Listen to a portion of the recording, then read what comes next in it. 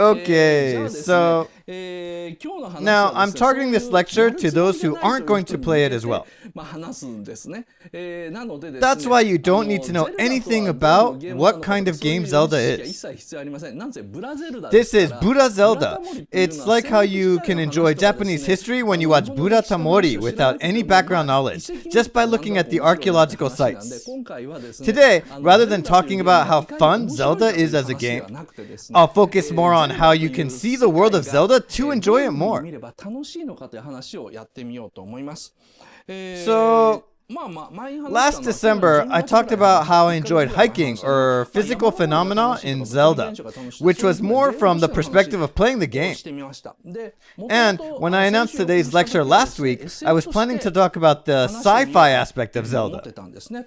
For example, there are enemy robots in the game called Guardians.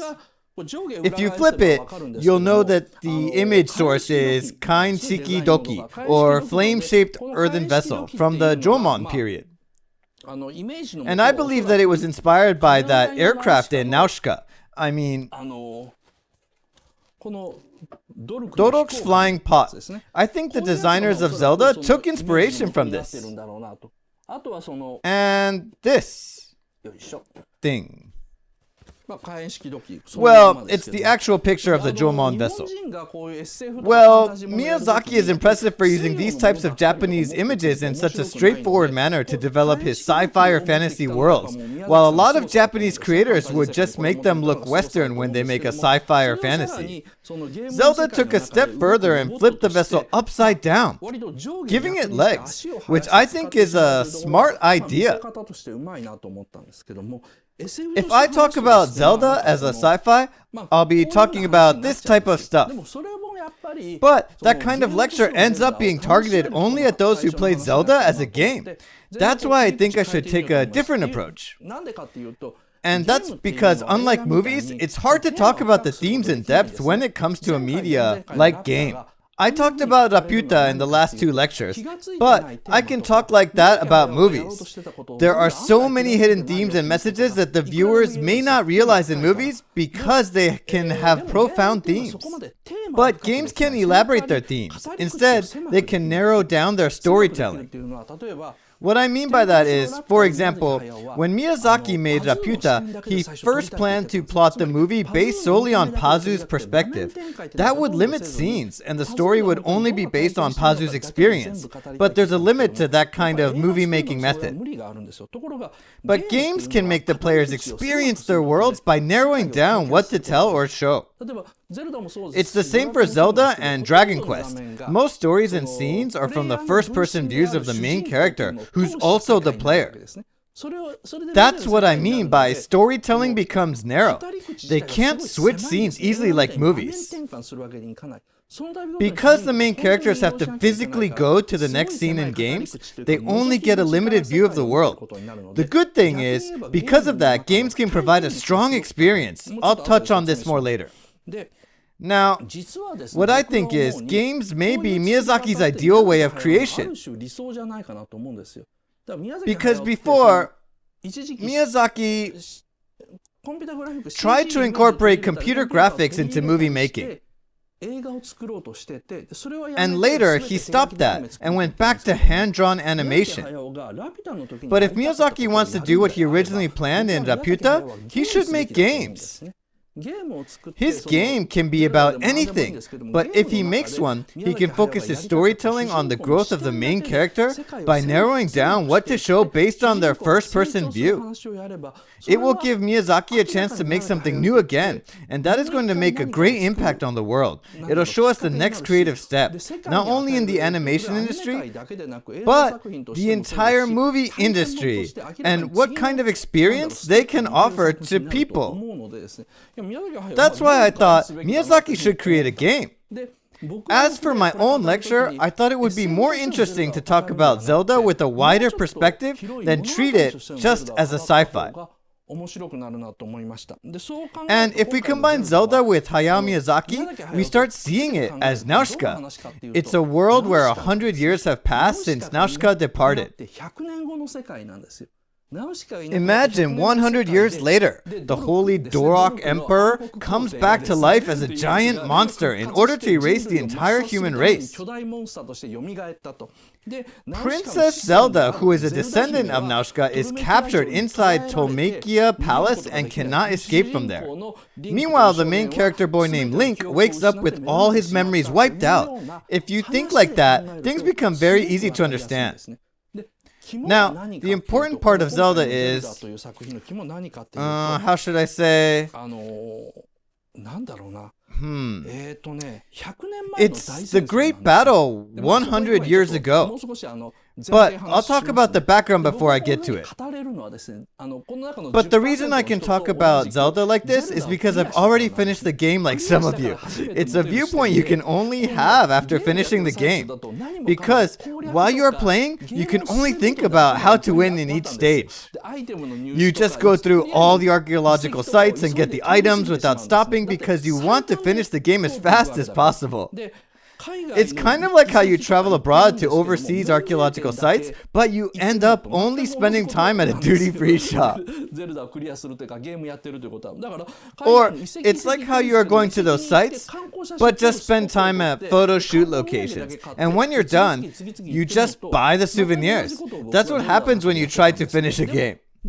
But Zelda's not that kind of game. It's something you have to read into, like movies and anime. Or, more than movies and anime, even deeper. So, some of you may think that I'll spoil the ending, but don't worry. It's because you will never come across these ideas while you're playing the game. I even wish I could play it for the first time with the knowledge that I have now. So, if you haven't played it yet, you should listen to my lecture before starting the game.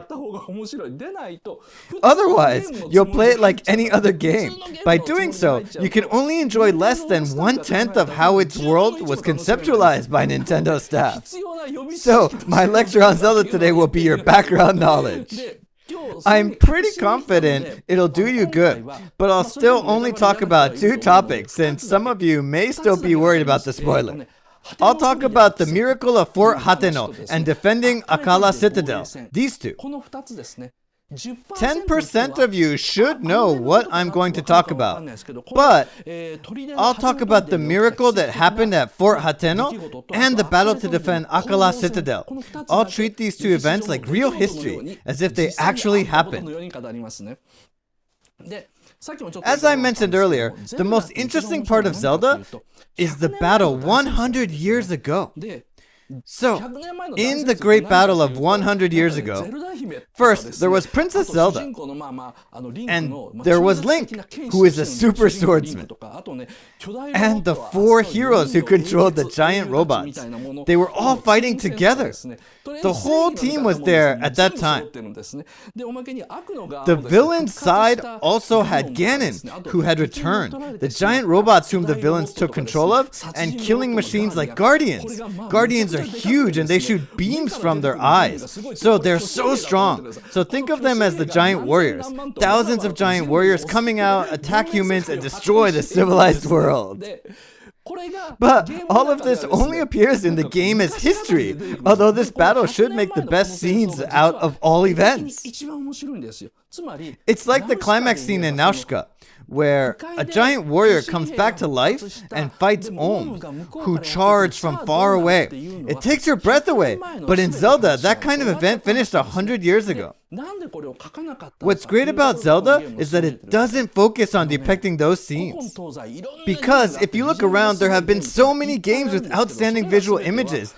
They all try to show cool images. However, games can't beat movies if they only try to show cool images. And that's because movies can show images along with the progression of stories, which can move the audience more.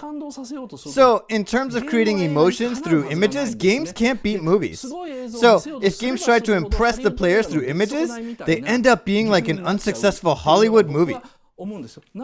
So what Zelda did was that it eliminated all great images. The game sets the best episodes as past events and lets the player start with the main character Link, who doesn't remember anything at all.